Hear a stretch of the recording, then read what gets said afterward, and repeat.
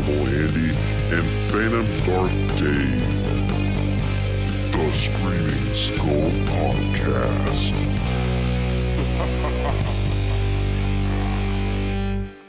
What's up, everybody? You're listening to a brand new episode of the Screaming Skull Podcast, and we are your hosts. I'm Phantom Dark Dave. And I'm Abnormal Andy.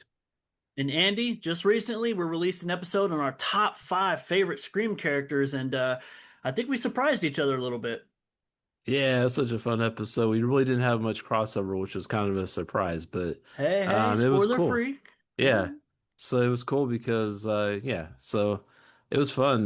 We got to talk about a lot of different things in the Scream franchise through that. So, anytime we get to talk about Scream, is a high point in my book. So It's always a good time. But you know what else is a good time? Watching that's it. found footage horror movies.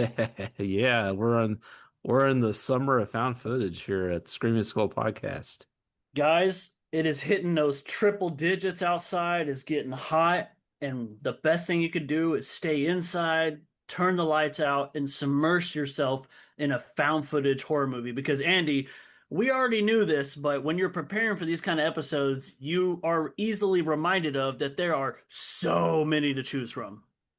There are, yeah, and I kind of go back and forth. I'm like, I want to like pick stuff I haven't seen yet or new things, but then like, man, it just takes so long to find something. Like you're like watching through these new movies. I have a list, and I'm like, man, it takes a while to actually find a good one that I want to talk about. So even though I'm like a found footage fanatic, like I still have there's still a lot of bad stuff out there. There's a lot of bad found footage that I just don't really get into. So, and on the show, we don't really talk about movies that we don't like. So, Right, that's not fun to listen to. so I'm kind of going back and forth between like, should I pick something new or should I just go to an old reliable, something that I know I love and Well, I mean, say, eventually we're going to be able to do all that because we haven't covered many found footage movies on this podcast, if ever. Definitely in discussion, not much in review. But it's funny because, like you said, there's some out there that it's like there's some that are like a golden gem, and there's some that you're like whatever. But I think what happens is some of these are like we don't regret anything we watch when it comes to these found footage horror movies. Like we just enjoy them, but some of them are better to discuss than others.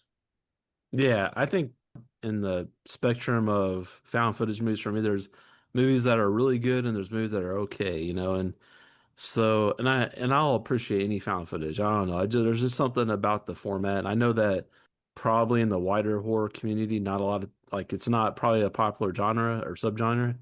But for me, there's something about it that I really like. It's like for whatever reason, it just hits for me differently than other people maybe. But Would you put found footage horror, like the subgenre itself, in your top 5 favorite subgenres of horror?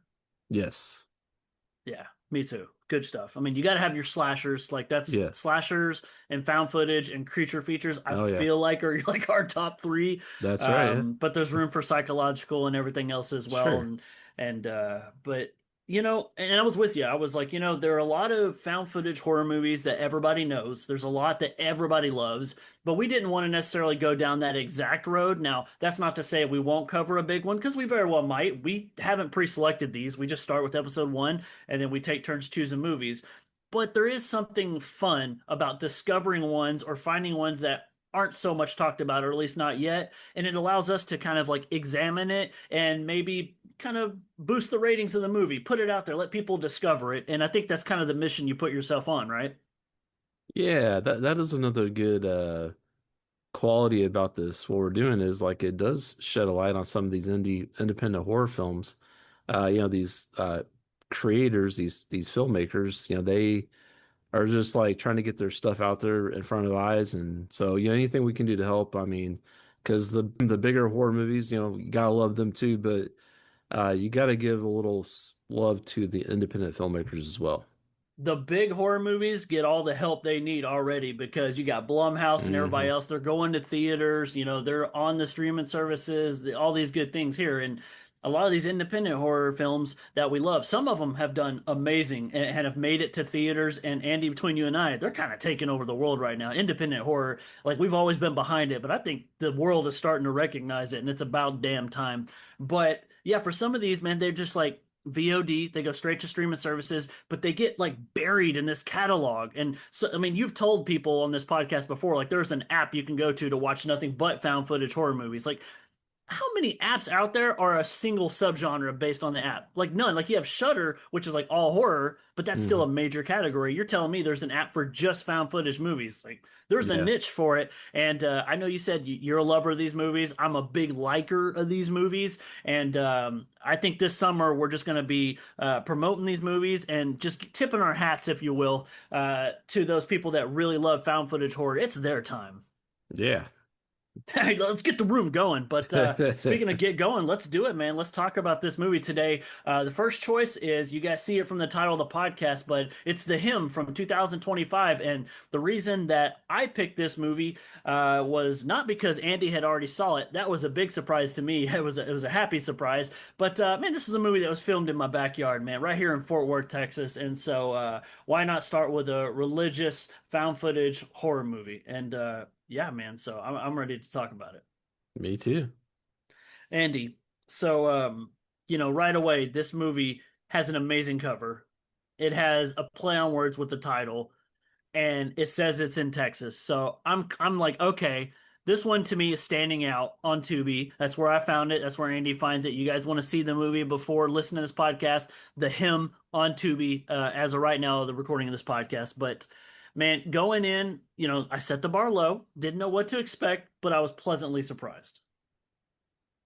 Yeah, I mean, it's funny, like on paper, it's kind of like, oh, another. It's like a documentary crew investigates a haunted location. Okay, we've seen this a million times, but I think that the hymn does kind of like, have its own identity, among those movies, and among found footage, and I really like the haunted church setting. I like we have the ghost bride image, the imagery there. You have. And you also have like this is kind of like a hybrid too. So you have some found footage, and you have some traditional filmmaking stuff in here. So there's definitely like things that this movie does right, and it's gonna be fun to talk about. Would Yeah, you say some of the biggest things that this movie has going for it is the setting? Like first and foremost, separates it from any other. Like when you get into the nitty gritty of this movie, once you end up at your location, I feel like this one just kind of takes the cake. Like even if it was found footage or not, filming in this location makes this a scary movie. yeah. I think the haunted church setting definitely is like the big plus for this movie. Just the location. Churches can just be kind of creepy in general, I think, For sure. um, and when you combine, like I know Dave, you've talked about it before, when you combine religious and horror, with ghost stories, it's kind of a cool angle. And this film, this church specifically, kind of gives the film like a gothic atmosphere. Yes. Even though it's happening in like a modern setting, you're kind of like once you step in those doors of the church, you're kind of like in a different world, you know? Yeah, you in the South Side Church, boy, but you going to hell. Yeah, man, and like you said, this one doesn't trend new waters in the beginning. You meet your documentary crew characters. You got Gabby, Micah, and Anne, and they're in the stockyards filming, which is really cool. If anybody's been in the Fort Worth stockyards, they know how cool that place is. But it's kind of like a Blair Witch beginning. We're interviewing people. We're trying to uncover a little bit about the myths and mystery of Isabel Rose and then the Southside Church. And, you got authentic people on the streets doing their thing. But like anything else, people are nervous and don't want to talk about it. Like you said, they go and talk to some of the locals, and the locals are most of them don't even want to talk about it. As soon as she mentions the South Side Church, like nah, I'm good, and they walk away. And so just at every turn, they're being constantly get these warnings, these bad omens, and so yeah, there's definitely signs that they are taking a wrong turn, so to speak. Yeah, man. And it's funny too because everybody seems really excited to participate and be on camera until they find out what the interview's about. And then everybody's quickly to be like, oh, yeah, no, we don't talk about that around here. Or they're like, nope, they just nope the fuck out. But I love that this lends us to a scene where they go into a local bar, and we find out they're going to do an interview because Gabby, who's kind of like your main character, she's leading the documentary crew. Micah holds the camera, and Anne's like the production assistant, but she's basically the whole production. And Gabby's gonna, she's like, oh yeah, well, I told the bar owner that we get to promote her bar. And so she was all in. And so, why it seems like we're maybe gonna interview a documentary about the stockyards or maybe even about the independent bar, if you will. It's just like, oh, so what do you know about Southside Church? You know about Isabel Rose? Oh, didn't it burn down? And then, oh, the owner gets super frustrated. Yeah, it doesn't like a light pop or something. There's something that Yes. happens as soon as Yeah, they in the mention. back. And so, yeah, this lady, she's got this like, this Texan woman that she's Southern not, twang. yeah, she's not going to put up with any of their bullshit. And she's just like, I just want to promote my bar, and and yeah, it's funny. I really I like this. Like you compare it to Blur, which I think it's a good comparison as far as the beginning goes in the setup. These scenes with these local people, and you kind of get it kind of adds some flavor to the local setting. You kind of get a feel for the neighborhood. Yeah, it just adds some authenticity to the movie. It does, man. You got to give it a CGC rating, but that's what I think works for it so much. Thank you for laughing at my bad joke. No, I think that's what works for it so much so is it spends time to make it feel authentic, and then it kind of like slowly invites the tone of the movie because creepy things start happening right away. Like you're 10 minutes into the movie and we're already getting possibly something paranormal. And then that lady too, by the way, I think if they had stayed there any minute longer, she was gonna stomp a mud hole in them. I was like, you guys need to get out. She is not happy to have you there. But Gabby, man, she starts like telling us a little bit of backstory. So it's a clever way to introduce kind of maybe even who is potentially the ghost of the movie. It's like, oh yeah, a rumor has it she started the fire. What do you know about that? And so already as a watcher, you're like, okay, so we know that somebody potentially started a fire, died in a church. The church like partially burnt down. But what's really cool is the next sequence is we get to meet Hudson, who we find out is like a groundskeeper, but he's got keys to the church. Yeah, Hudson's he's one of these guys that he's just there for the money, and but he's not really too concerned with being on time or We're being anything on but camera. or being on camera, but he he makes it known like repeatedly that they are supposed to leave before it gets dark. And so I mean, repeat, he's just constantly on them. We got to get out of here. It's almost, and they only have like an hour to explore this huge abandoned church, and so they're, the crew's like, man, they tell us, and you were like 2 hours late to our meeting, Yep. and they're like paying him money too. I don't know, like $200 or something. I can't remember what it was, but they ask him if if they can pay him less since he was late. He's like, no, I want all my money and all this stuff, and he Right. They just, even ask him to like, hey, since you were late, can we like stay an extra hour? He's like, hell no. yeah. There is definitely some reason why he does not want to be there at dark or when it gets dark. And so it really kind of builds up this mystery and this anticipation for what's going to happen inside the church. And that's something this movie does so well is the anticipation, the build up. And I love that we don't have too many characters. I feel like movies get ruined when you're losing track of people or forgetting names. No, we have a documentary crew of three people and the guy who let them in. So we're only having to pay attention to four people in this church, but it's going to soon be five, isn't it? Yeah. Yeah. And they well, everybody, three of the people, like everybody on the crew each has a camera. So you're kind of switching between point of views, between Gabrielle, And Anne, and the dude, Micah. Micah. Yeah. Yeah, and Not, he is hilarious too, man. yeah. Yeah.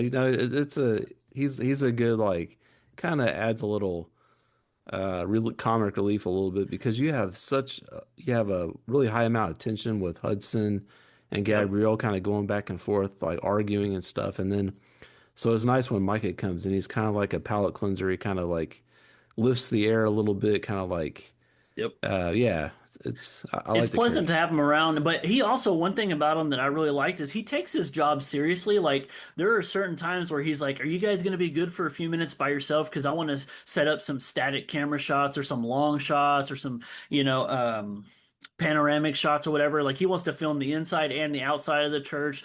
There's scenes in the movie we'll get to where he goes up on the roof, and I don't know. I just really I felt like had that documentary actually been a real thing, he would have done a really good job, and it would have been pretty watchable.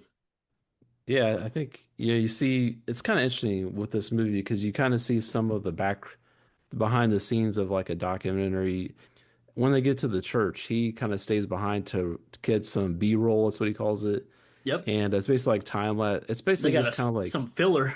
yeah, some filler footage of like the scenery, like the location, just stuff that you can kind of add in the kind of pad out the time a little bit here and there. He But sounded like a second unit director right there. yeah, but also he's doing like a time lapse of the outside, which I think is kind of a cool idea. So yeah, he's kind of doing this stuff, and we get to kind of see what he's doing, and so yeah, I like that. I like that aspect of the movie. Whenever Hudson takes us into the church for the first time, it is like pretty dumpy looking because they're like, this looks like no one has been here in forever. And, he's like, nah, people, or they said it was either, I forgot which way it was, either someone had recently been there or not been there in forever. But Hudson says the opposite or whatever. So we're not sure if anything's been done to this church, if people have come and gone, but it looks like no one's been in there for years because it's covered with dirt and grime and gravel and broken pieces, wood. Like, so they really got to be careful in there. Yeah, they do find some freshly used candles though in a circle, so that's kind of Yeah. ominous. They're like, I thought you said nobody had been there, and he He's just like, kind of, damn kids. yeah, they keep finding a way in here and stuff like that. Everybody blames kids.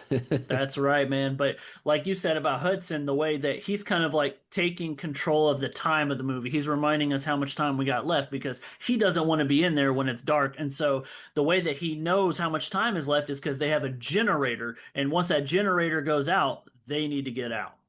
Yeah, it's such a cool way to like track the time. Like, and it Smart. kind of adds like some suspense because you can hear that generator going as they're Yes. kind of moving through the church. It kind of gets quieter, but then louder when they come back closer. And I really like the you have this kind of border between like the inner part of the church and the outer part of the church. You have this metal door that slides down, Very and Texas Chainsaw Massacre, right? exactly. That's what I was thinking too. Yeah. And it's like a garage door, like a metal garage door thing that slides down. It's like a fire door. That's what I'm thinking of. And it's like once they cross that threshold, they're like in the bride's domain, they're like in this ghost domain or whatever, and so I think that was a cool touch with the generator and with that door. And yeah, like you said, man, this location just really adds a lot to the feeling of the film. And there was one thing I forgot to ask, but yeah, during the interview, one of the questions I kind of forgot to ask was how much of the stuff in the church was there when they got there, and Mm. did the production crew add anything to make it scarier or whatever? Well, he does answer some of those questions in the interview, but we didn't get to get into too much of the specifics. I like what you said about it being a fire door because that never occurred to me, but that explains kind of why it is a dimension because when there was a fire that burned so much of the church, that's why it aesthetically looks different in two different places. So that's Oh really yeah, smart. I didn't think of that. But yes, I love that barrier because once we go through there, it's like everything ramped up an extra level, even so much as the frustrations and concern of Hudson wanting to be there. Like I wasn't surprised that if that dude would have been like, we need to leave early. You know what I'm saying? Because he did yeah. not want to be there. Did you see the side note that he had like the tobacco in his pocket, tight jeans? Like Oh, they're really trying to like paint the picture of us Fort Worth Texans over here. I yeah. do not look like Hudson, by the way, people. I'm just saying. Although we could be brothers, you never know. Oh, But this is really cool because once we go through this door, we pretty much have like this stair corridor, and we are given almost what four layers. There's a couple of layers and then a basement, and each layer, each floor that we go to has something individually scary about it that really works in the benefit. well, like kind of each character almost goes up to a different level or something. Well, you Yes. have like Micah going to the roof to take some more exterior shots. You have Gabrielle and Hudson. She's kind of following Hudson around. He's giving her like a little penny tour of the place where he's like, All right, Yeah, here's this room. All right, here he's just like rushing next. through it. He But is. yeah, I like how they are all on kind of, and then Anne, she just kind of wants to stay put. She really doesn't want to go too far into the church because, Did you catch there was times where Gabby was just like, "I'm so sorry for bringing you here." yeah, and even before stuff really starts happening, yeah, Yeah. because Anne just was like totally not comfortable being there. I know. I'm like, why are you a production assistant on a documentary crew that inspects ghostly things? Like, that's not a place for you if you're scared of this stuff like that. But maybe Yeah, she got them production value, man, you know? yeah, I think I missed it. I didn't know if they talked about if they what they had work they had done in the past or not. I couldn't remember. Yeah, I couldn't remember if they were like specifically ghost hunters, documentary filmmakers of anything, or just horror sites. But yeah, it is what it is, man. But it provides a really cool story. And as the story goes, like the deeper they get into the church, the more malevolent things happening. And I would say shit really starts to hit the fan once Gabby enters like the sewing room. Yeah, you can definitely feel like a weird kind of vibe in that room. And you're just kind of looking in the, for me, I was like looking in the background because I think there was a point right before this where you see somebody walking across in the background. And Best so, shot of the movie, in my opinion. yeah, so yeah, when she gets in that sewing room, I was like looking at all the corners and I can't, I think there might have been something in the background, but I wasn't quite sure because the room has like these dresses on these forms or mannequins, whatever you want to call them.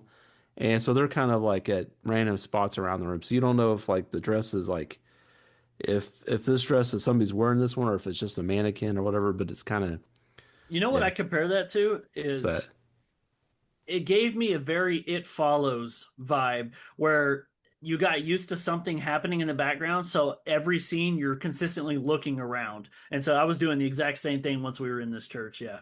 Yeah.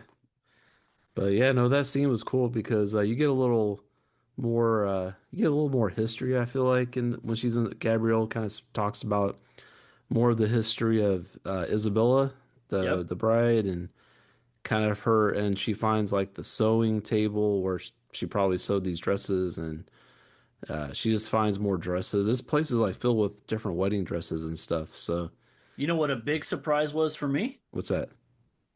When we discovered the word witch painted on the wall. I was like, Yeah, "Oh, that's we're going to have some yeah. witchcraft in here? Okay. Sign me Yeah. up." Yeah, it's like okay, so did that just pop up on there or was that like just graffiti that was on the wall? I would assume maybe those damn kids graffitied it or something, but Yeah. I mean, and so I think what we're led to believe, because the story is like slowly building, is that this woman was a dressmaker. I mean, hence the name of the movie, The Him, Hem. The room full of dresses. We get to see, I think at one point, Gabby says this is her original sewing machine, and she like kind of sits down, and the room starts to feel really cold. And so it's building that gothic vibe that you were talking about. But we got to remember, like, we have a couple of characters, and so each one is isolated. And all while this is going on, um, our boy Micah is up on the roof. Not to be confused with Micah from Paranormal Activity. I drew Yeah. that parallel too. But he's on the roof and he's like, "Oh, this is so much better than inside." And then all of a sudden, the door slams closed. Yep. And he thinks that somebody's like playing a joke on him or something and he realizes that he's locked out of the building from up there, Yeah, and we which don't see necessarily how he gets back in, but we're either led to believe that he finally like was able to prop the door open. You know, sometimes entities that be like that, they let you in when they want, or maybe he broke a window and got in. We didn't get to see that, but again, once he gets back inside, he's by himself and he gets to investigate some stuff on his own, and he finds some really creepy stuff too. yeah, yeah, just he finds more rooms and just there's just like random like there's like a room with a bunch of trophies in it, it seems like and Yep. um Old photographs, like people like of their wedding day or like earlier pictures. Like there was photographs in there from early 1900s, my dude. Maybe even yeah. older. You keep thinking something's gonna pop out like around every corner, which is good. I mean, it's suspenseful. It is very suspenseful, and eventually things do pop out around each corner because each character has, if you will, a run-in with this entity. And unfortunately, Micah is one of our first ones to go. Oh yeah, man, this is such a crazy scene because this isn't really like a movie where a lot of things pop out at you. This is more about just like, hey, did I see something? You know, you're looking in the background, but that scene with Micah, he turns around and there's the bride, like Yep. popping out, like coming at him like full force. And you're like, whoa. And then you know, you see like the camera drop, fall on the floor. It's kind of like the Blair Witch moment. I It feel was like the kind of, term is heyo when she yeah. pops up. It's like, hey, oh shit. But yeah, my dude, I mean, here we are, we're with Micah, and I feel like we're looking at an antique mall of things, and then from out of nowhere, the bride, if you will, who, I mean, giving me like vibes. We got like a Curse La Llorona thing going on here. You know, you got like an Insidious bride. Like it's the trend that we like, but it stands on its own 2 feet. And we never really get like that clear visual of what Isabel looks like, and that actually works to a benefit of the movie because of where the movie wants to take us. But yeah, my dude, Micah bites the dust. He's down and out, and eventually, you know, we talked about that one fire door. Well, what we forgot to say was that door ends up slamming shut on its own, and that's what separates everybody to these different rooms, and why Micah was left alone, scared, and eventually killed. Yeah, when that door slams down, that was pretty freaky because Gabrielle and Hudson and Anne were locked on the inside, you know, Correct. the part you don't want to be locked in. And Hudson was freaking out. He was saying, "What are you guys doing? Are you guys playing a joke on me?" And they actually started hearing noises and stuff like Yeah, there was bangs like and footsteps and things. yeah, and he's like, "Who else is here? Is there some, you know, Hudson thought that they had brought other people there to play a joke on him or whatever, you know, and no, this was there was something pretty spooky going on there at the church, and yeah, you really felt the danger level rise when you hear these noises start happening, and there's like no way out, and so like Micah was trying to get to them from the outside, and they were trying to find a way, a different way, but Hudson was like, no, there's no other way, and but eventually, you know, like I think Gabrielle's looking around, and she finds Micah, Mike finds his Yep. body anyway. So there was a different way to get out, it seems like. Yeah, and that's when the movie's tone started to change a little bit because though I liked the Gabby's character, she's now on her own, and up until this point, she had never shown any like vulnerability or anything. She seemed very brave, but now that she knows things are real, which anybody would, like one of your close friends, you know, dies and you find them, of course you're going to be a wreck. But she lost like all control of this movie when she found Micah. She eventually became one of the ones scared, just like Anne. And Anne was with Hudson, and I really liked their dynamic. But oh my goodness, man, when all this is going on, eventually, Anne, I'm trying to remember, but doesn't she get like pushed down the stairs and she hurts her leg pretty bad, pretty Oh, gruesomely? yeah, this is one of the, you know, this is kind of, I feel like this has become a kind of a common trope in horror movies or any movie. When somebody breaks their leg, there's always like a piece of bone sticking out. Yeah. It's not just like it's not just like oh, I broke my leg and it's kind of like they can't put weight on it. No, this is like the I broke bone my is like, leg, see? yeah, the bone is like jutting out. There's blood. And it's like, oh my gosh. Like, fortunately, I've never seen that in real life, and I hope I never do. Like, I hope I never, I agree. like, I would pass out probably if I saw something like that. Blech. The situation is getting worse and worse by the minute, you know? Like, first they were trapped in there with a possible ghost. Now Anne's broke her leg. She needs medical attention, like, and they just can't get out. They're like stuck and like, so Anne's in pain. I mean, I'm sure this gotta hurt. You know, you have a broken leg to that degree. It's gotta be super painful. Yeah, you're scared as hell now. You're injured and you can't run away, literally. But luckily, she's got Hudson there. And Hudson, though he's been a certain kind of way, like he shows us it deep down, he's a good dude. He helps make like a tourniquet for her leg. He's gonna try to find another way out.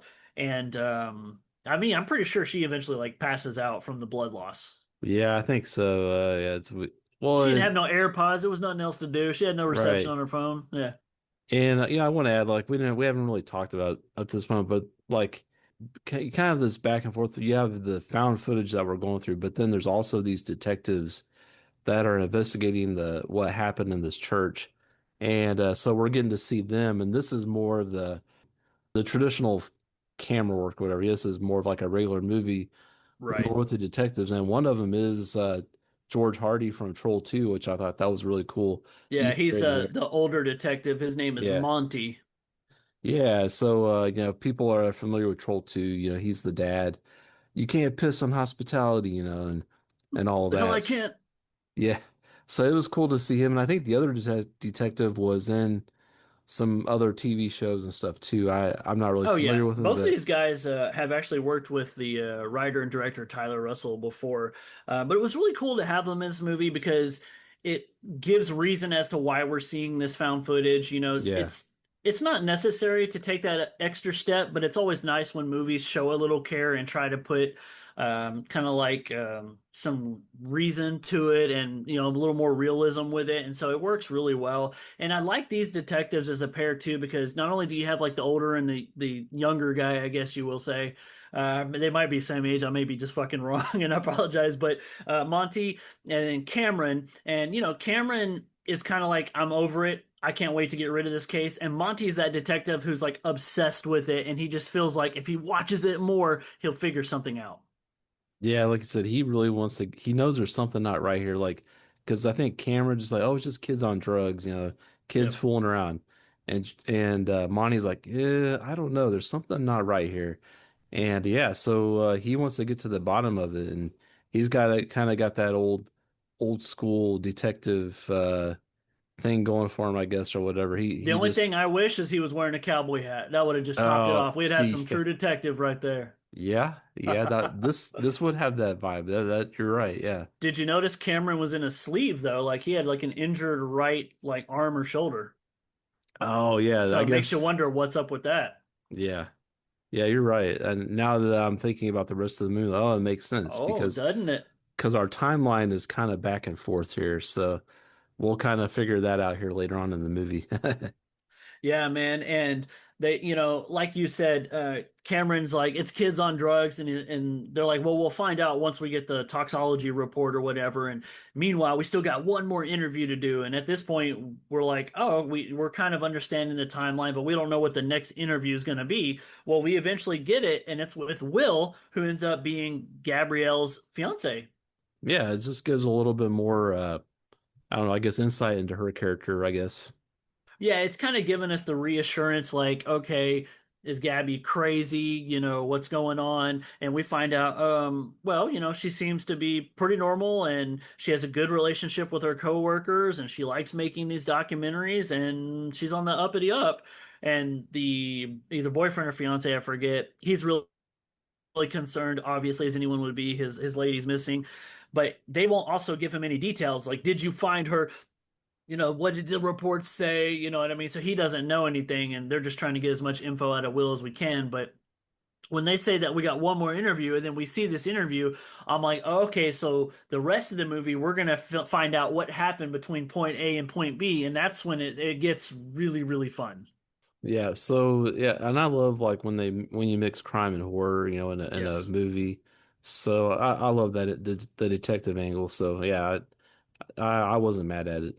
I really like when our characters are walking with their cameras and switching in between because you got like GoPros and then you got traditional little handheld cameras or anything. But now that we introduce these detectives and they show up to the place, like you get their body footage camera, and I freaking loved that. Yeah, this is kind of like the big like climax of the film, I guess. We get to see their because they do get called into the location because Hudson gets out. oh yeah, he gets out. Yeah, because I forget, does he f find It Micah's, doesn't or it doesn't really it explain how. doesn't give us that. It basically just has him exiting out of the same door we went in, and he's letting us know that Anne is inside and she's injured, and Gabrielle's missing, and so they just know they need to go inside and find how many ever people they can. Oh yeah, real quick, there's one room that does stand out. I mean, besides the sewing room, there's that other room with all the wedding dresses hanging down, and it's kind of like they're walking through this like almost like a Maze, maze of wedding dresses, and it's kind of creepy because you kind of think because there's also like this hanging plastic, and so like sometimes as they're moving the dresses aside, you'll see like a face behind the plastic, and then kind it'll of like a Black Christmas, or I Know What You Did or last summer. When they're yeah. hanging. Yeah, I'll tell you what. If you're afraid to get married, you cannot watch this movie. Wedding dresses everywhere. Am I right? I try to remember. So yeah, the police get called, but before that, we see what happens to. We kind of see get some footage from Gabrielle's point of view, and she is in that room, I think, right? She Or pretty sh much gets attacked and we don't see yeah, much of it. But when the detectives get inside, they find Anne eventually and they're like, lay here, we're gonna get paramedics and get help. And then they actually go into probably the most aesthetically pleasing room. That's kind of where it seems like the sermons take place, but it's like yeah, very like red and black and there's candles. It's where they found the candles earlier in that circle. And we notice there's a bride sitting there, and when she turns around, it's Gabrielle. It's Gabby in a wedding dress. And I saw like a trail of gasoline and everything. And for a second, I was like, we're about to light this thing up. oh yeah, yeah. It's really freaky. It's like, what is gonna happen here? Like, And then she because disappears. yeah, that was like another thing. It's like, wait, what? I mean, it's Like, kind of ghostly, man. What's yeah, going on? I don't think she's human anymore. super creepy. I mean, just the old church building, the church sanctuary, and she's in there in this wedding dress, and like she's like kind of talking nonsense and stuff. Just super Sure. creepy. It's real smart though. Like I know on the first watch I was kind of thrown because I thought like we were about to burn it down, we're about to get, something pyro going, but when she disappeared, I was kind of like, "Oh." But then it made sense because it was used as a ploy to lure them to the room of the dresses where I guess they wanted things to really go down. And so they follow her because when they go upstairs and they go to these other floors, we find some photographs and candles kind of used as like breadcrumbs, right, leading us to that dress room. Yeah, they kind of like follow like isn't there like blood or something on the wall, or they kind of find they Yep. kind of follow in. Yeah, it takes them to the dress room that we were just talking about with all the dresses hanging, and so like these two detectives, well, they're kind of split up. Like one goes one way, one goes another. They're trying to find Gabrielle, and I think they Right. go. One of them goes down to the They hear the basement. screams. Yeah, like they go down to the basement, and yeah, I think the basement's like another area that's was kind of creepy. But yeah, like one of them gets to a certain point where they see like a figure that's like, Doesn't it like go up in flames for a hot yeah, second? A yeah, hot second. See what I did there? uh-huh, yeah. But So yeah, it's like Monty kind of comes in contact with it and he gets dropped down. We don't see it, but Cameron hears it. And when he turns around, he sees Monty laying down under those dresses. and you can kind of if you're paying attention, you can tell which camera you're looking at because like Monty had body cam one and Cameron was body cam two, I think. And so you can kind of tell who you're following at which point of the because Such it a switches fun thing back to and do. forth. Yeah. Yeah, it switches back and forth between the two detectives as they're going through the building. But yeah, you see one of them get attacked by the bride, and so we find out that it is Monty kind of gets knocked out or whatever. And so Cameron finds him because he's laying down. So because Cameron like gets down on like kind of at ground level, just like looking around because if you're standing up in the middle of those dresses, you can't see anything. Like so, he had to kind of get down to look below at like foot level, basically, just to kind of Right. get his bearings, basically. Yeah, and Monty was already terrified at this point, so this just made matters worse. But there's a scene where Cameron separates himself from Monty, and we realize the bride is there, and she attacks him. And for a second, you can't really tell, but it knocks Cameron down, and we finally see the bride, who is Gabby, and she had stabbed him or bludgeoned him, I guess, either way in the shoulder, and then it made sense of why in the earlier footage his arm was in a sling is because that's the injury that he took. Yeah, man, we see Gabrielle. She is freaky looking. I mean, She's got her, like the black eyes yeah, and black eyes, her skin's all kind of the waxy, and veil. And the, did she yeah, attack him with like a giant cross or something? yeah, it's like that Okay. scepter thing. It's like a cross, man. It has like these spiky things coming off of it, like I these thought like, she was gonna change my tire, bro. I wasn't sure. yeah, it's pretty intimidating. I mean, she's pretty scary looking in this scene, I have to say. Like a witch. Yeah. But eventually the movie is about to wrap up. We've had our jump scares in this room, but they do make it out, and we see some body cam footage of the hallway that had led to that room, and it's from the ground level. So I'm assuming Monty and Cameron are on the ground, kind of looking back, and then we just see like a fire happens in that dress room, and the flames burn out, and that's the end of the movie. At least we think. Yeah, so we get a little after or mid whatever during the credits we get a little scene here, which is kind of fun, I guess. It's a crunchy nugget, if you will. A crunchy nugget, yeah. It's Crunchy a nugget, yeah. so this is I think we're supposed to believe this happened after the fire, after Yep. the police were there and gone, and they're kind of renovating the church now, I guess. And I don't know why they're renovating it. Why all of a sudden did I just forget it what happened, or was there something mentioned about why they were renovating it? I can't remember. Some of the small details slip my mind. But I think Yeah. that's because the guy who's playing this construction worker had so much damn charisma. He was awesome. Oh yeah, yeah, he was, yeah. But they had like all these lights on when he was there, so it kind of like wasn't really, Daytime. yeah, it was like daytime, and he was on the phone with his fiancee, his girlfriend, Yep. and of course, what does he find there? He Wedding finds, dresses. yeah, so he's, And she wasn't feeling it. He's like, "You want one of these?" She's like, "Hell no." yeah, But he she's was like, really captivated by that bow tie, wasn't he? oh yeah, he's like, I think I'll just take this home with me, and that's not a good move, if you, I don't know, when you steal something from like a haunted house, haunted location, it's probably not a smart thing to do. It's not. And you know what? If this movie taught us anything, Andy, it's you should look behind the characters because we're probably about to see something. Yeah, so we do get a quick glimpse of the camera. We did get a quick glimpse of like the bride right behind him, and yeah, and I couldn't tell, was it Gabrielle or was it the I bride? think we're led to believe that she's kind of becoming that now, but Yeah, open to interpretation, if you will. And that's the end of the movie, man. I mean, it's a great like time length. It doesn't feel like it's slow or drags anything. For some people, it might be a one-time watch because you get the creepy atmosphere, you get the story, and you're good. But my opinion is this is a multiple watch because you keep finding more things you missed on your previous watch. yeah, I agree. This is definitely one of those movies where it rewards rewatches. Like if you watch it again, you'll notice things that you didn't see before. But yeah, I mean, this movie, I think it's gonna find its audience among like found footage fans. I mean, I think the strong location, the atmosphere that they build is going to really help it gain that cult status. And it just shows us that independent filmmakers, they continue to keep the found footage genre alive, and I really love that.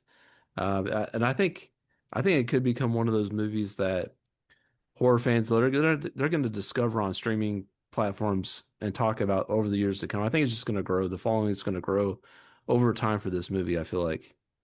Yeah, for sure. So if we've did nothing else, we put this movie on your radar. But if we've piqued your interest and you want to know more about it, stick around because we're about to play the trailer and we're going to actually sit down with the writer and director of the 2025 found footage horror film, The Hymn.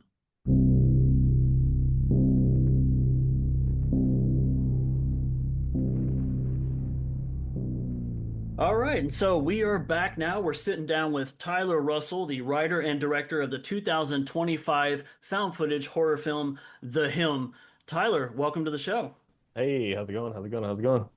It's going Good. good. We're happy to have you on. Thanks for taking the time. Awesome. Thank you so much. So, Tyler, Andy and I were sitting there trying to figure out what we could do for the podcast this summer. And one of the ideas we came across is Andy is a massive found footage horror fan, and I'm a big found footage horror fan. So I told Andy, why don't we just do some sort of like found footage horror extravaganza where the whole summer we just watch and review found footage movies? And he said, let's do it. And so I thought I was going to be smart because Andy's the kind of person that has seen every found footage movie before me. And, I live here in the DFW and I was scrolling through Tubi, came across your movie. And when I discovered that it was took place in Fort Worth, I'm like, I have to watch this. And I'm hoping there's a good chance Andy hadn't seen it. And of course, he already had and he really liked it. And so after watching Yeah. it, I really liked it. And we decided to reach out to you and bring you on here. Awesome. Thank you. That's super cool. All right. So we got to start out with the basic questions before we get to the super fun questions. And I want to just go ahead and get the ones that people already predict we're going to ask out of the way. And I want to know first and foremost, when did you know you wanted to be a filmmaker and what movies inspired you? I did it since I was a little kid for fun. I didn't really think I could actually do it for a living. So I would I would steal my dad's video camera, his little high eight camera, and first off, I would be grounded, a couple times, and then it got so bad they were like fine, and I like broke the viewfinder, and I would make little movies with my action figures, and I'd bring friends over, and then we start making stuff, and then I would have a cassette tape where I would have like the GoldenEye soundtrack on the cassette tape, and I would play it, and then we do the scene, and then we have to go back on the cassette tape, and then find the right spot that we cut at, and then hit play, and then do it again. So yeah, I had no idea what I was doing. It was just for fun, and so we'll go back sometimes and watch some of these things, and they're hilarious, and you can just see that like not really much has changed. It's still having fun, still trying stuff out, still, if somebody has an idea, we're going to do it. And I think just keeping that piece of the childhood is what I've been trying to do, making That's movies. really cool But that you still have those tapes after all these years. yeah, yeah, no, it's awesome to be able to do that. Just doing it for fun as a kid, and then growing up, staying with my grandparents on the like both my parents worked, and I would stay with them, and I'd watch anything that was on like USA or TNT. And Oh so yeah. most of the time it'd be like Terminator 2 nonstop. Oh For yeah. sure. It would be Indiana Jones, Star Wars. So a ton of Empire Strikes Back that would always be on there. How about So any horror movies? I would watch them when people weren't around. Okay. Horror movies, like I would, they tried, my parents wouldn't let me watch a lot of it, but I was like, what's Chucky about? And then I would watch Chucky, and then I couldn't sleep. And then any doll that was in the closet, I just stare at the closet. Oh yeah. So I was definitely a scared kid growing up, and when I was watching horror films, but I really enjoyed a lot of them. I enjoyed a lot of the fun ones. That's kind of, made Cyst, and It's Cyst funny was you more bring of that the, up because I'm pretty sure I saw something in your closet a second ago behind you. oh, it would probably be the Cyst monster. I'm sure it's in there somewhere. Yeah, Yeah, yeah, I saw that in your filmography. It's like, man, that would looks like a cool movie to check out. It definitely looks like a fun movie. it is. Just don't eat when you're watching it. All right. It's When gross. did you get the idea for the hymn? I was looking for a place to play ping pong, and uh, that was one of the places I went and looked at. And the people there that had the Southside Preservation Hall, they were really cool, and they were like, "Oh, have you seen the other side of the building? It looks like it's completely abandoned. Nobody's used it for over 50 years." And literally, it was exactly that. And they still had a ton of stuff there from when it was a Boys and Girls Club. And as we were doing the tour, and there was a whole carousel of old wedding dresses, Oh, and it was an absorbent amount of old wedding dresses that were just there. And I was kind of like, that's kind of freaking weird, guys. What are you doing with those wedding dresses? And they're like, oh, they're just there from when they used to do weddings here. I'm like, okay, those are from like the 30s, 40s, 50s. I was wow. like, probably could do a movie around that. And so, yeah, just walking around that space, you could feel the energy, you could feel the creepiness, you could suck in all the asbestos, and you got it. You're like, yes, we Well, should. that's kind of cool that the setting created the story for you. Yeah, yeah. Sometimes you got to take that energy and use it, and that was fun. And I've never done a found footage film, but it was a lot of fun to make because, hey, man, found footage like a lot. Me and a lot of my friends like to watch the clips, and especially growing up too. I mean, unsolved mysteries. You'd watch a lot of Oh found yeah. footage clips. So yeah, it's right down my alley, and it was a lot of fun to make. It was crazy. So you basically used your your inspiration from like stuff that you watched when you're in that's what that's why you chose to make a chose the found footage format. Yeah, yeah, I've always been a fan of it, and especially with the cameras that are coming out now. I mean, I was like, oh my God, like you could Yeah. really do something really neat with it.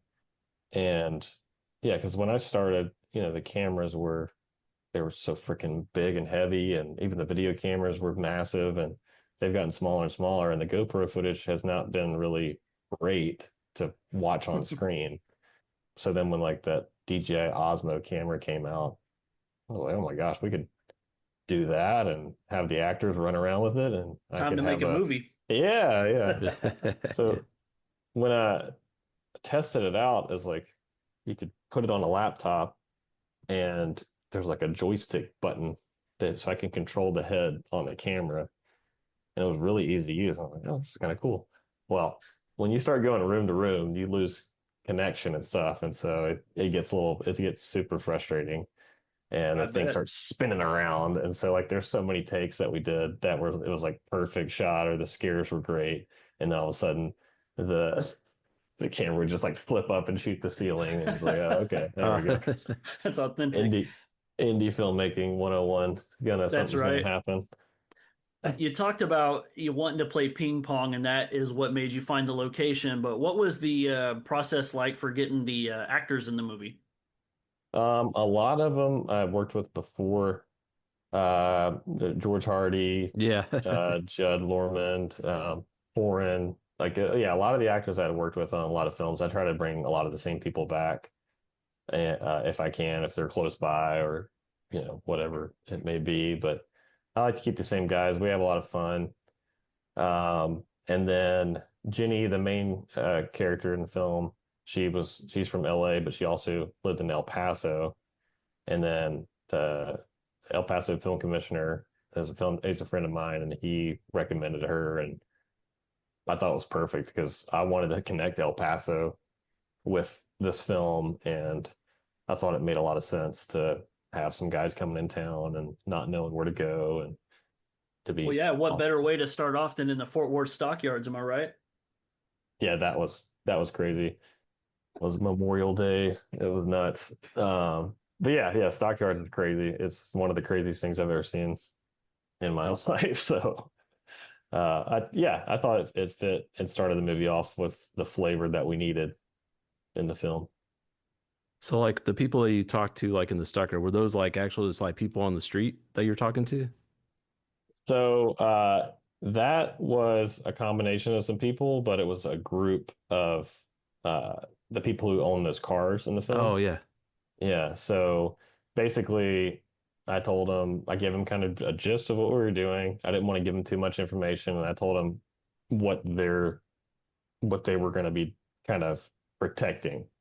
They didn't want to Okay. give too much information, and these people are going to start hounding you for information, and you have to find a way not to tell them everything or make sure they don't go to the place. And they did a great job. So a lot of that was just ideas on the fly and keeping it natural and kind of having the same flavor of a lot of other found footage films that start off and kind of give you what you're getting into without having the documentary like you know the news anchor or the Right. piece of paper that shows up and you have to read the words and it's like no Yeah. let's get it done, knock it out, see the You, people. you did really good, man. You were giving me vibes of Blair Witch from '99, Yes, the way they start yes. out with something, and I was just like, I don't know if that was homage or not, but it was well done. Thank you, I appreciate it. Any connection to Blair Witch is a huge compliment, so I There appreciate you it. go. So talking about some of the actors, like so did you have like a script written out or was this like kind of like ad lib or just kind of like improv type Yeah. I had a script, but this is the only film I've done where I've done it in order. okay. And we shot the movie in 7 days, which is insane. Thank God that we did it in order because, uh, I'm not the best writer. I'm not the perfect writer. That story as the actors were doing their job and they were delivering the pieces that needed. There were things that were like, my character would never do this. Why am I going to say this? Yada yada yada. And I'm like, rip, rip, Yeah. rip, rip, just throwing the paper out. And there was one day where I think we started like that. I was like, oh, hey, there's a script. And I just threw it to the side. And I was like, okay, let's go. You know what you're doing. You know where we're at. Let's play it out. Let's go. Yeah, everything came across as like very organic and so like it connected well and even if there was some stuff that was improv, or whatever. It seemed like everything connected. There was a continuity to all the scenes. So yeah, it was well done. Thank you. I appreciate it. Yeah, Did you have a keeping this thing particular fresh and fun. did you have a particular scene that was your favorite to film? Sheesh. Oh man. Uh, I would probably say I don't know. They were all challenging. I think the one that stood out the most was in the sanctuary at night with the candles and stuff. Yes. I don't want to give it away. But yeah, that one I would say just setting it up and the way it felt, it just felt right. It felt like it was going to be solid. It every everybody's makeup looked great. Like it was cool, and it's cool having George Hardy and Judd Lorman together doing that scene because I did Texas Cotton with both of those guys, and I did a short film with them both before we did the feature, and they were the cops in the short film, and so it was nice to like see them It's as kind of different style cops in this Yeah. film. it's kind of So like if you know, then you know. yeah. Yeah, did Texas Cotton have Tiffany Shapis and Lou Temple in it as well? Yes, some When I was horror doing research icons. for this, I was literally like, "Oh, I why have I not seen this?" So it's on the radar for the next watch. Thank you. Yeah, it's really fun. It's a cool little movie. Yeah, I The was re wondering. Yeah, I saw George Hardy, and I was like, man, Troll 2. And I'm sure that's where a lot of people know him from. And it was such a great Easter egg. So how did that relationship start? I mean, did you just kind of meet him as casting him in like a prior film, or did you guys have like a know each other outside of the film industry, or how did that come about? Yeah, I casted him in my first feature film in Mobile, Alabama, called Here Comes Rusty, and he was a cameo role. He was going to come in for a day, and so during that day, I was like one of the best days. We had the entire shoot, and he was so funny and fun and happy, and everybody really loved him. And I was like, man, it'd be a lot of fun to shoot a feature film with this guy. And so I ended up writing Texas Cotton for him to be the main character. And because I was like, I became friends with him, and I was like, man, I want to work with my friends. Like, this guy's awesome. This guy's gonna bring it. I know he can do it. I know people are gonna be shocked. The guy from Troll 2 is like the lead actor in a like weird Texas noir westerny kind of film. Yeah. Yeah. So yeah, that was it. But like the when I had the script, I went to where he lives in Alabama, and I brought the script to him, and I was like, "Here it is, George." Bam. Put it on the table in the restaurant, and he's like, I'm gonna read a couple pages. I'm like, "Okay, George, you do that." I'm like eating, and he's like, and like a couple minutes go by, and I look over, and I'm like, he's on page 2. I'm like, George. I'm like, he's like, I don't think I'm too tired to read this right now. I'm like, yeah, I think so, George. I think we should read this later. He's like, yeah. Oh wow. And that's when I knew. I said, this is going to be a great future working with this guy for almost a decade now, which is crazy. I've done That's four incredible. four feature films with that guy. No, that's awesome. Yeah. George is So, awesome. Have y'all met him? oh no, no, Oh I my haven't. God, get him on I the podcast, man. Okay. I tried to, but I pissed on hospitality, so Oh. No, I'm you just kidding. can't though. You can't. Oh my God. You need to get So Darren then too. yeah, so you mentioned like Blair Witch. Was there any other found footage films that kind of were like your inspiration for the him specifically? Yes, as above, so below Oh was yeah. definitely another one that was in there. Conjum Asylum. Is that? I'm sure I said that wrong. That's a great one too. Yeah, that's a Yeah, good one, yeah. that one's really fun. I think it was like I watched a ton, and a lot of them have like really strong things and things that I like wish they would have improved on. I mean, and then I think the same way on my film. I'm like, there's some good stuff, and then there's some stuff that I really wish I could, you know, do Naturally. better. But it's Sure. like every film, but uh, taking pieces of stuff and then just letting the film evolve into whatever it is. Um, didn't try to force it. I let the film be itself. Yeah. One thing that I thought you did really well was the setting made it already creepy. and you invited everybody into this film. You put everybody in the dark with a timer that a generator is going to go out. You lock people behind closed doors. You made the atmosphere extremely creepy. Everything kind of got dialed up. But my dude, when I asked you about favorite scenes that you filmed, the reason that I asked you that is because my favorite scene in the movie was when Gabrielle is standing on the stairs and you catch a glimpse of the wedding dress, we'll say, for the first time. And it's kind of like if you blink, you miss it. But if you see it, it probably knocks you out of the couch. Like it's incredibly well done. And then if you realize, oh, this movie is going to be hiding things in the background, and so Hmm. you pay close attention, you'll start to see those things even in the sewing room. Like you look for maybe hands on door frames, things of that nature. I'm just like, did he know this from the beginning? Was he like planting like jump scares and Easter eggs just to catch people? And then I will easily go out and say, if you watch it a second time, you'll catch things you missed on the first time. So this Oh is yeah. definitely one that's fun to rewatch because just when you think you've seen it all, you haven't. Yeah. I appreciate that. That's definitely what I was going for. There's a lot of people that they they got it, or they were like, "Where's the jump scares? Why isn't the bad guy in your face grabbing the camera and screaming?" It's like this is not that movie.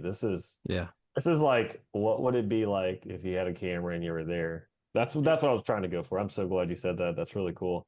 Um, when you watch real found footage stuff and you watch like the tapes that scare you, and there's like the guy on YouTube that goes to the caves, the chains are moving, it's like you don't have to see anything. Hmm.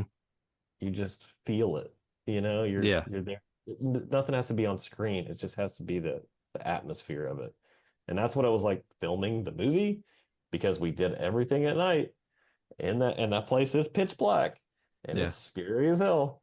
And when I had especially like George and Judd in there the first time, I didn't let them walk through the building, and they were freaking out. And the stuff that happened is real. And like Judd falling, that was real. He busted his ass, busted his knee.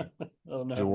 George was like, I left him alone for like one part, and he was like freaking out, and I had to go get him, and I had to like be behind him while he was doing stuff. And just, yeah, that it's real emotion on there. I didn't want to do too many in your face spooky scares, and like, Right. I agree like with everything you said. That was perfect, and I appreciate it. Thank you. Oh, you're welcome. Because you said, I mean, like less is more, right? But if you have an environment that can genuinely creep you out, half of the work's done for you. It's your job to Yeah. capture it, and you did. And I liked everybody's performance in there. Everybody's acting was spot on. It was exactly what it needed to be. But if I just had to give a little kudos, Hudson killed me in that movie. Favorite character. Wow. Torin is great. Torin Torin might be getting a movie next, maybe. Cool. Not to give too much away, but yeah, we might be doing a film with him, a psychological horror with him. So I had Cool. read that that's kind of your forte, right? You're not necessarily into slashers, but psychological horror movies is kind of where you want to go. yes, yeah. I definitely don't want to do like something that's too realistic of like a serial killer, things like that. I want to do more. I mean, I just saw Backrooms. I was blown away. I was like, There you go. hands down, that I would love Praise. to make something like that. Yeah, so it's something that'll make you think, something that has a good theme, or something that is different, or um, yeah, I think there's enough blood and guts out there.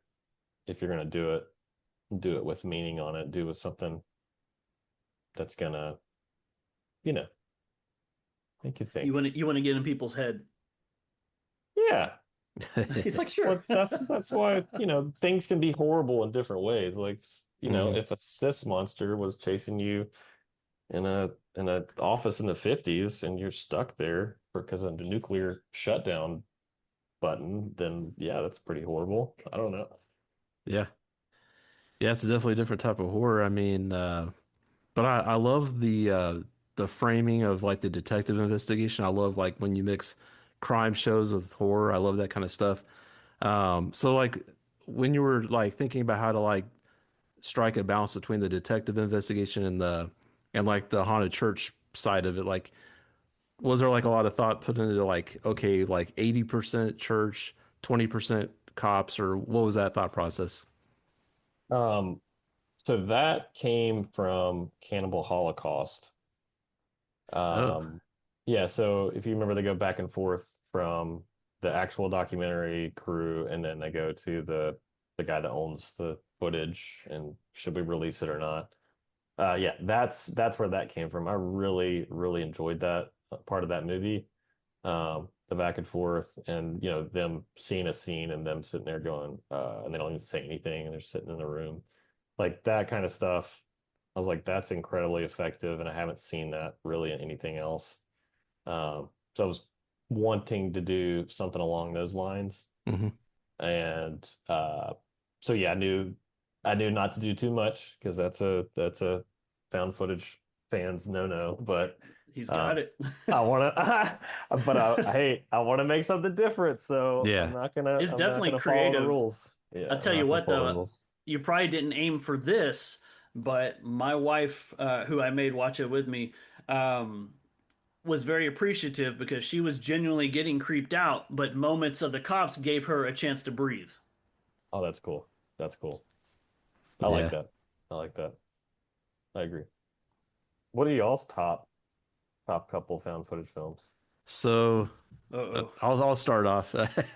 Andy, who's never seen Cannibal Holocaust. Yeah, I've never actually seen a Cannibal Holocaust, but I'll have to check that out. It's not an easy watch. Yeah, I But was of like, I think course, you're okay. um, so like, of course, like one of my all-time favorites is the Hill House LLC series. Mainly the first one is pretty solid, but Mhm. I can watch any of them any time of the day. Also, Horror in the High Desert, that's like a big favorite of mine. Um, and yeah, I kind of like more of the subtle type stuff, like what Dave was talking about, like things that you see in the background that makes you like pay attention. And it's not so much in your face, but it just kind of gives you more of that creepy feeling. I love that kind of stuff. And like I said, I love like the crime investigation kind of focus of films like that and stuff like that too. So this so yeah, so that's some of mine. What about you, Dave? The hymn. Good There you choices. go. Yeah. Love the hymn. Hymn's awesome. Also, Unlisted Owner. I'm a big fan of Unlisted Owner. You can see it For that. on Amazon. It's Okay. awesome. I'm gonna write that down. Some That's similar awesome. things with yours, a little different. Definitely the slasher aspect. But Host, I thought was incredible. Yeah. Yeah. Dash Cam was a lot of fun. And if we're Yeah. going big budget, obviously everybody loves Blair Witch. You're crazy if you don't, because then you're probably That just scared and you got to admit it.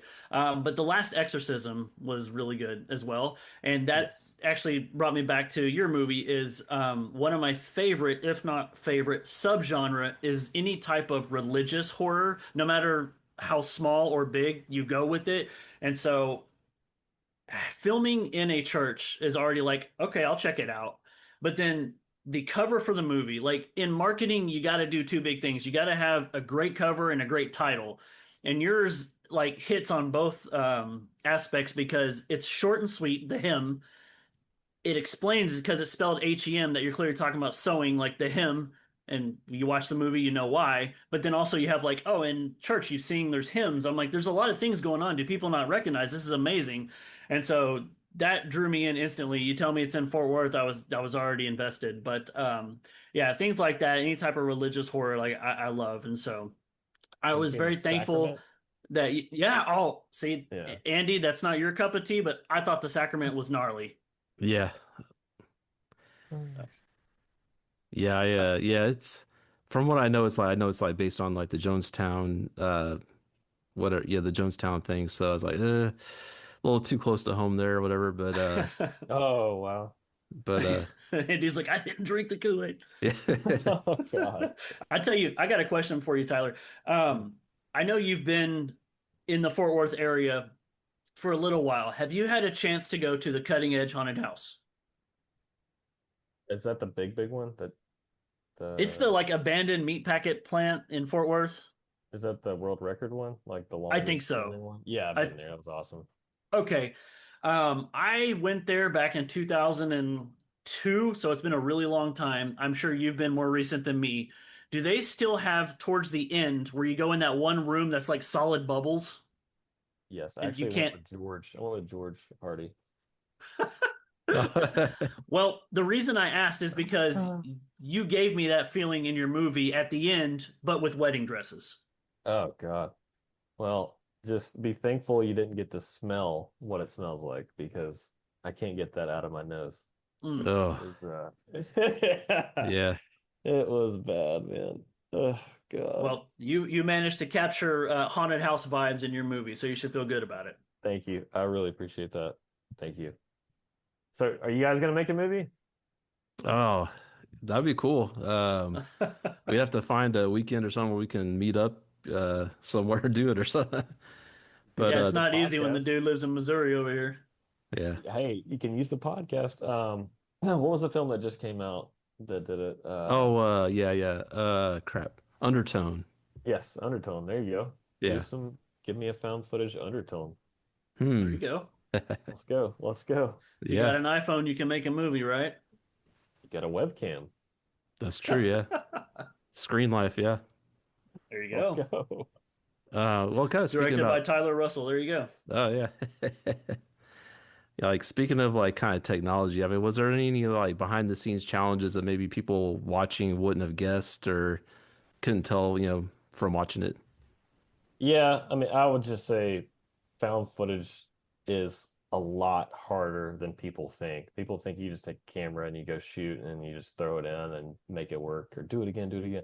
No, it is. You have to know every little piece. You have to put it together. You have to know where the camera's going. You have to block it all out. Like it's very tedious and there's an art to it. So any good found footage film or any decent found footage film, you need to tip your hat to the filmmakers because on this one, the actors are holding the camera. Yeah. They're holding the little camera, they're holding the red camera, they're doing a lot of the work. And then I'm behind the scenes doing little robot stuff. And yeah, I would say, like you said, Blair Witch. If I would say, if you don't like Blair Witch, you don't like found footage films. Yeah. If you don't like Blair Witch, you don't understand how hard it is to make something that freaking good. That film is, they're never going to make anything that good. That is It's true. the closest thing to a real found footage film probably ever going to see. Yeah. So that's my 2 cents is uh don't downplay the found footage. It's Yeah. especially back rooms. You watch those scenes of back rooms, man. Oh, man. You gotta tip your hat to that. That's Yeah. awesome. I got to see it. Yeah, me Oh, too. go tonight. Go. Go right now. See it in I was theaters. going You to, have but I had see to it in do this theaters. interview, man. No. I'm kidding. That's great. Andy, I'm out of questions, so edit me out. It's all you, my dude. What you got? Okay. I mean, I think it's pretty much, I think we got, a good set of questions. I mean, we don't want to keep Tyler too much, but yeah, Tyler, we just really appreciate you coming on the show. And it's so cool. Like, yeah, we're into like indie horror, and it's really awesome to be able to talk to people about, the people that make the indie horror and people that are in the behind the scenes or the creators and stuff. So thank you so much for coming on the show.